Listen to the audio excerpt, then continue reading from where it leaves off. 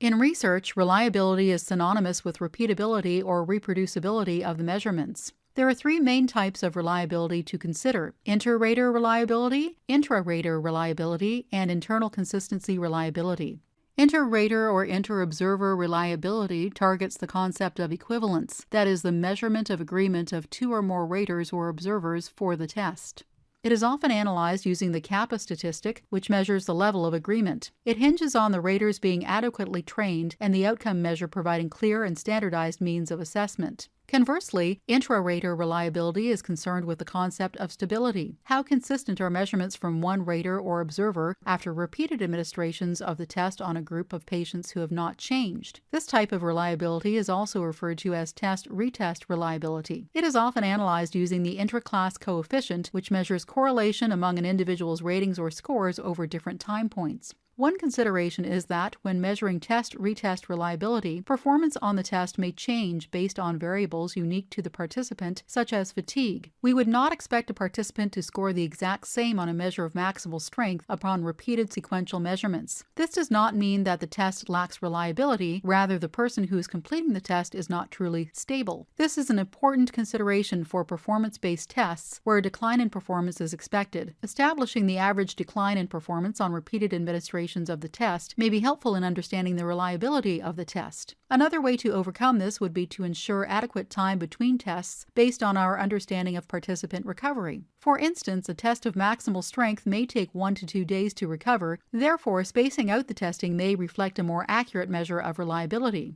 Let's say a sports medicine physician, orthopedic surgeon, and physiotherapist all perform the same physical exam test to measure whether a patient with an acute knee injury has torn a ligament in their knee, for example, the ACL. If all three clinicians come up with the same conclusion in performing the test on the same patient, that is, that the ligament is torn, the physical exam test demonstrates higher inter-rater reliability. Imagine that upon repeated testing of the integrity of the ligament, one of the clinicians came up with a different answer. The first time they performed the test, they felt that the ligament was torn. A week later, the patient presents back to the clinic, they perform the test again and feel that the ligament is intact. We know that the patient's knee has not changed over this 1 week, so we may begin to question the intra-rater reliability of this physical exam test. It is important to note that the researcher would need larger samples to establish inter-rater and intra-rater reliability of an outcome measure. Studies often look at hundreds of these types of evaluations to adequately assess the reliability of an outcome measure. Another thing to consider is that the reliability of an outcome measure that requires skill to administer may be affected by the expertise of the assessor. For a particular outcome measure, there may be a learning curve such that clinicians with greater experience administering the test are likely to produce more reliable results. Drawing on the knee ligament example, we would expect that an orthopedic surgeon who specializes in knees with more than 10 years of training may be able to administer the ligament test with greater reliability than a first-year medical student learning the test for the first time. In this way, many outcome measures that rely on clinicians to administer and have a degree of subjectivity may require specialized training and benefit from standardized instructions. This training or specialized instruction is considered a type of instrument calibration. Just as you would calibrate a technical instrument such as a weight scale, thermometer, or biodex machine for measuring muscle force output, it is appropriate to engage in calibration of a more subjective outcome measure. Before a test or tool is used in a research study, it is important to train users or only recruit assessors with the appropriate expertise to maximize the reliability of the tool and thus the study's results. Lastly, internal consistency reliability evaluates the concept of homogeneity. We are interested in whether similar domains of an instrument are highly correlated or associated with each other. In a questionnaire measuring a broad concept such as general health, we are often assessing different domains related to the overarching area of interest. The short-form health survey, for example, consists of subsets of questions tapping into unique domains including vitality, physical functioning, bodily pain, general health perceptions, physical role functioning, emotional role functioning, social role functioning,